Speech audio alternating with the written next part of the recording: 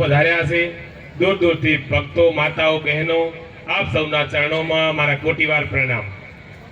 ખરેખર આજે આ પરિવારે અઠવાડિયું 10 દાડા ફરા પણ સંતોના દર્શન ના થાય એવા સંતોના દર્શન કરાયા છે આપણને, તો પરિવારના ચરણોમાં કોટીવાર વંદન કરું છું। અને ખરેખર હું તો ઘણીવાર કહું છું કે દેહમાં ભજન કરવું સહેલું છે, પણ સાહેબ ઓગણામ ભજન કરાવવું કાઠું છે। દીકરા હારા હોય, દીકરાની વહુ હારી હોય, એ સાહેબ આવું ભજન થતું હોય। દી વાળે દીકરા શું કરે છોકરા, માટે આ પરિવારને કોટીવાર વંદન કરું છું। ખૂબ પ્રભુનું ભજન કરજો, કળજુગ છે એટલા માટે મોબાઈલની ટચમાં નહીં રહ્યો તો ચાલશે, પણ સંતોની ટચમાં રહેજો સાહેબ। અને શિક્ષણની તો સમાજમાં ખૂબ જરૂર છે, પણ સાથે સાથે સંસ્કારની પણ ખૂબ જરૂર છે સાહેબ। સંસ્કાર વગર શિક્ષણ ગમે એટલું છે તો નહીં ચાલે સાહેબ। તમે તમારા છોકરાને ભણાઈ ગણાઈ ડોક્ટર બનાવશો, પણ સંસ્કાર નહીં હોય તો સાહેબ એ દારૂડિયા પાકે તમે શું કરશો કહો? માટે ખૂબ સંતોના ટચમાં રહી ખૂબ તમારા સંતાનોને સારા સંસ્કાર આપજો। ગમે એટલા રૂપિયા છે, ગમે એવી ગાડીઓ છે, પણ સાહેબ જો છોકરા ઊંધા પાછા ને તો 100 મહિનામાં ખાલી થઈ જાય સાહેબ। માટે સંસ્કાર વગરનું બધું નકામું છે। ઘણા કહેતા હતા હાથ હાથ પેઢીયું નહીં ફૂટે, એને સાહેબ આજે છોકરા રસ્તા ઉપર રખડે છે, એ મારી નજરે મેં જોયું છે। માટે કોઈ રૂપિયાનો ઘમંડ ના કરતા, કોઈ ગાડીનો ઘમંડ ના કરતા।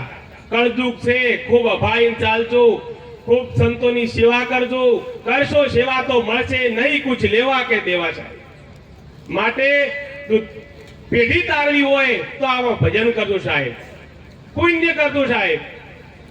અને ખૂબ આજે સમાજ બોળી સંખ્યામાં બેઠો છે, તો આપણો સમાજ એક રિવાજ કરવા જઈ રહ્યો છે। દિયોદર મુકામે 4 તારીખે મારા વતી હું પણ જઈ રહ્યો છું, ને આપ સૌને પણ અહીંયા પધારવા માટે એક ભાવભર્યું આમંત્રણ છે સાહેબ। સમાજ આપણું મા બાપ છે, સમાજ જે તે નિર્ણય લેતો હોય એમાં સાહેબ ભલે કોઈ પાસે રૂપિયા ઓછા વધતા હશે, ઘણા યુવાનોને ખોટું લાગતું છે, પણ સાહેબ સમાજ એ મા બાપ છે। સમાજના નિર્ણયને આપણે સૌએ આવકારવાનો છે, સૌએ વધારવાનો છે। એટલે બધાએ આપણો સમાજ વ્યસન મુક્ત બને, આપણો સમાજ શિક્ષણ યુક્ત બને, કુરિવાજોથી મુક્ત બને, અને ખરેખર ખૂબ પ્રગતિના પંથે જાય। અમારું પણ એક સપનું છે કે અમારા સમાજના યુવાનો આઈપીએસ અધિકારી બને, કલેક્ટર બને, સારી ગાડીમાં ફરતા થાય। એટલા માટે અમે પણ સમાજને જ્યારે ત્યારે ઠપકો આપતા હોય છે। ઘણા યુવાનોને ખોટું પણ લાગતું છે કે પરણી જાય એટલે હવે અમે અમારા ભણવાના વાળાને ડીજે બંધ કરાવે છે, એવું નથી હોતું સાહેબો। અમે પણ ઈચ્છીએ છીએ કે અમારો સમાજ ખૂબ પ્રગતિ કરે, એટલા માટે અમે પણ ઠપકા આપતા હોય છે। અને ખરેખર આજે મા બાપની ખૂબ સેવા કરવાની વાત હું તો જ્યારે ત્યારે કહું છું કે ખરેખર ખૂબ મા બાપની સેવા કરજો।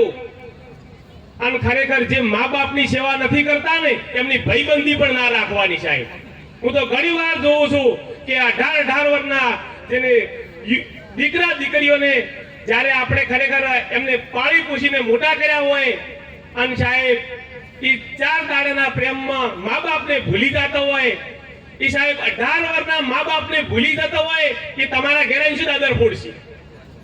માટે એ એવાની ભાઈબંધી મત કરો, એવો માણસ આપણા જોડે ના જોઈએ છે। મા બાપની જે સેવા ના કરે ને એને મિત્ર પણ ના જોઈએ સાહેબ। વાહ! માટે ખૂબ મા બાપની સેવા કરજો, ખૂબ હળીમળીને રહેજો, અને ખૂબ તમારા સંતાનોને સારું શિક્ષણ આપજો। બસ વધારે કોઈ કહેવું નથી। આજે સંતો બોળી સંખ્યામાં છે, આપણે બધાએ સત્સંગ સાંભળવાનો છે। પરિવારના ચરણોમાં, સંતોના ચરણોમાં વંદન કરું છું। જય ગુરુ મહારાજ, જય જવાન, જય કિસાન।